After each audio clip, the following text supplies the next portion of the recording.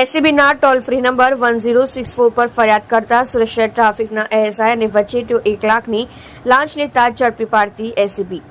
Gujarat anti corruption બ્યુરોએ સુરત શહેર traffic વિભાગના એએસઆઈ અને વચેટિયાની 1 લાખ રૂપિયાની લાંચ લેતા ઝડપ્યા છે. એસીબી ટોલ ફ્રી નંબર 1064 પર મળેલી ફરિયાદના આધારે છટકું ગોઠવી એએસઆઈ વિજયભાઈ રમણભાઈ ચૌધરી અને વચેટિયા સંજય દિનકરભાઈ પાટીલને રંગે હાથે પકડ્યા છે. આરોપીઓની ધરપકડ કરી એસીબીએ જરૂરી કાર્યવાહી આરંભી છે. એસીબી ગુજરાતના ટોલ ફ્રી નંબર 1064 પર સુરતના એક રહીશે ટ્રાફિક પોલીસની કન્નડગત અને લાંચની ફરિયાદ કરી હતી. સુરત શહેર ખાતે ટેમ્પો એસોસિએશન ચલાવતા હોદ્દેદારે એસીબીના અધિકારીની રૂબરૂ મુલાકાત કરી ત્યારે તેમણે કરાતી હેરાનગતિની વિગતવાર રજૂઆત અને પ્રતિ ટેમ્પો દીઠ માસિક 1000 રૂપિયાની લાંચ માંગવાની ફરિયાદ કરી હતી. એસીબી અધિકારીએ લાંચની ફરિયાદ આધારે સુરતના ઉધના વિસ્તારમાં ઉદ્યોગનગર ખાતે આવેલા પાર્શ્વ શોપિંગ સેન્ટર પાસે એક છટકું ગોઠવ્યું હતું. આજરોજ સુરત ખાતે ટેમ્પો રહેતો સંજય દિનકરભાઈ પાટીલ ફરિયાદીના 100 ટેમ્પો પેટે મહિનાના 1 લાખ રૂપિયાની લાંચ લેવા પહોંચી ગયો હતો. સંજય પાટીલે 1 લાખ રૂપિયાની લાંચ સ્વીકાર્યા બાદ સુરત શહેર ટ્રાફિક વિભાગમાં રિજિયન 2 સેમી સર્કલ 14 ખાતે નોકરી કરતા assistant sub inspector Vijaybhai Ramanbhai ચૌધરીને ફોન કરી લાંચની રકમ મળી ગઈ હોવાની જાણ કરી હતી. દરમિયાન એસીબીની એક ટીમે સંજય પાટીલને ઝડપી લઈ લાંચની રકમ કબજે કરી લીધી હતી.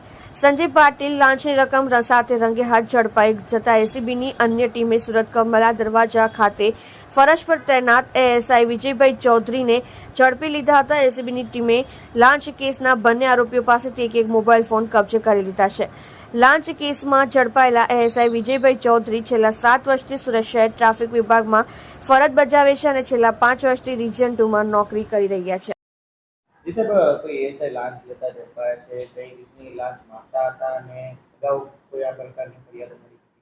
જી, ગત રોજ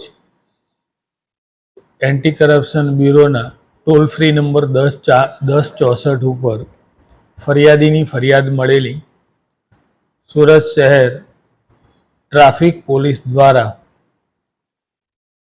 ટેમ્પો દીઠ 1000 રૂપિયા એમ 101 ટેમ્પોના 1000 લેખે લાખ રૂપિયાની લાંચની માગણી થયેલ હોય, જે લાંચની માગણી જે ટ્રાફિક પોલીસના એએસઆઈ વિજય રમણ ચૌધરી તથા સંજય પાટીલ જે એક પ્રજાજન છે, જે પ્રજાજન લાંચની રકમ સ્વીકારતા રેડ હેન્ડ પકડાયેલા અને એ વિજય સાથે એમનું મેળાપીપણું હતું.